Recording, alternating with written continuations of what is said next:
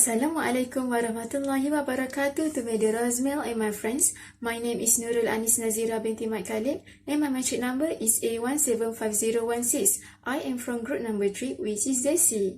Theme of my group discussion is drunk driver issue, while the title of our video is Drunk Driving Teen Causes Accident Involving Over 14 People.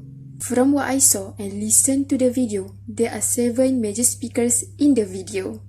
They are the people and family members that involved in this drunk driving accident and one person talking about how an accident happened. A teenager, 16 years old, and her name is Ethan Koch, was drunk in the night and the truck that he drove was lost of control and he swerved into a ditch sideswipe. The disabled white SUV then mowed down those 4 bystanders, crashing into Brian, and it caused the white Chevy toss across the road and the body had been scattered hundreds of feet at the moment of impact. 2 women and 2 men died instantly, 10 injured and 1 saved from an accident. Because of that, all the speakers called Ethan as affluenza. In this video, affluenza means experiencing consequences for one's action. They had faced worse situation where Ethan, the person that caused the accident, not get any punishment like jail or any penalty because his father and mother are rich and influential people. In this video, we can see a husband Eric lost his wife Holly and his daughter Shelby.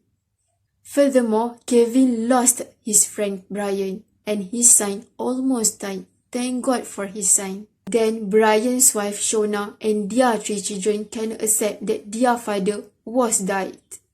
The speaker said the scene was bad and it not worse than anything they had seen. And there is 35 years of law enforcement, because it was huge crime scene spread over hundreds of yards at the night. Next, there are statements from the speaker that I think it misinterpretation of the issue. The speaker number 1, Mike Guaman, said Burleson, Texas has a land of big houses and big trucks. The kind of people live there, just good average middle class and hardworking folks that gather every morning, go to work. This quote not relevant at all and I not agree because this video focus on drunk driving. Furthermore, I would like to share the things that I like in this video.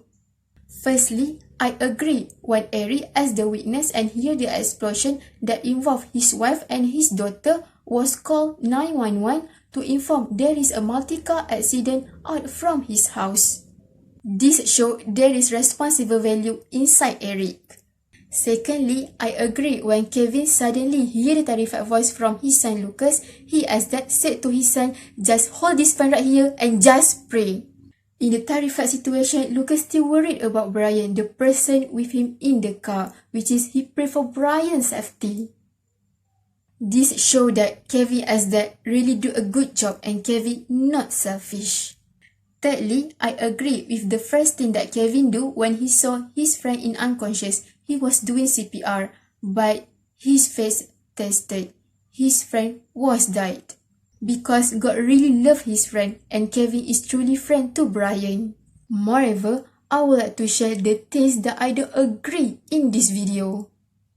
I don't agree with the judge that not give any punishment to Ethan just because he from wealthy and influential family. And the judge also said to Ethan, you can get away with it. It's totally unfair to the victim and their family. The right thing is, the judge should send Ethan to the jail or the place like juvenile school to help him to repent and not do again. Furthermore, I would like to share the thing that I'm not sure in this video. Based on information from speaker, I am in doubt is it relevant or not that speaker said Ethan was hitting the car nearly 70 miles an hour in second, which is equal to 112.65 km per hour. So I'm not sure about the moment of impact. Furthermore, I would like to ask some questions. Firstly, I really want to know, is that judge accepting bribes from Ethan's parents?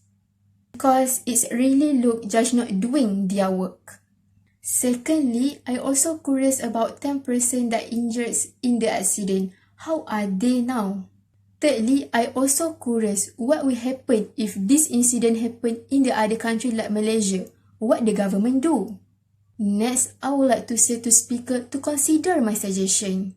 I do some research from Dr. Michelle Essenberg and Dr. Louis Goff from the Recovery Village Drug and Alcohol Rehab. The culprit underage will face the legal penalties of an underage DUI in United States. There are legal penalties like fines and lose the driver license, which is often for an entire year, and jail time. So I suggest to the government to increase the amount of fines from $4,000 to $8,000. Then stop the license immediately and do the new law, which is the culprit cannot take any types of license forever. After that, increase the jail time from 5 years to 6 or 7 years in the juvenile school. Furthermore, to prevent this accident happen again, I suggest to high school to do the sobriety test without inform to student. Moreover, the parents should always tell the consequences of drunk, especially while driving. And they also must not drink the alcohol in front of their children because it was the bad example to their children. Next, I would like to share about my experience about drunk driver issue. Since I live in residential area, I have one experience which I heard from my neighbor that her friend was the victim of the drunk driving accident. He is a man and he is a Malay. From the victim's family, the accident happened in the midnight after he finished his work and he died instantly. I feel very sad after listening to my friend's story, because the victim not fault at all, but he and his family had to face the fact. Moreover, I have some advice to all of you. If you go out alone, please do not drink alcohol. But if you cannot avoid and you have been drinking, please call your friends or taxi to take you home. In the conclusion, drunk driving have many series of consequences. The victims and their family having a hard time right now. So I really hope that speaker can accept my suggestion, like increase the amount of fines, increase the jail time, do the sobriety test without tell the student and parents, please do not drink the alcohol in front of their children. I love to give one quote to all of you from William Shockley. He said, "Regret is unnecessary. Think before you act." I think that's all from me. Thank you for watching.